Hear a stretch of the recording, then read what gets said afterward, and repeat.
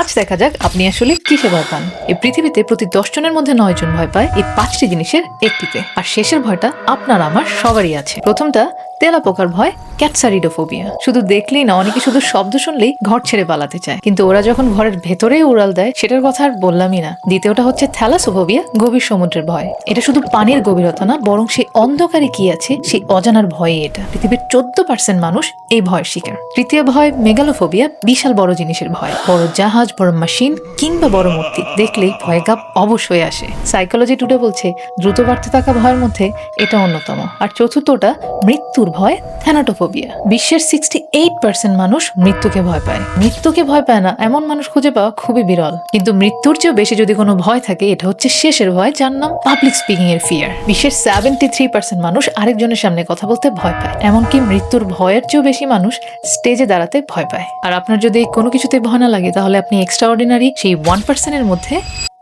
একজন।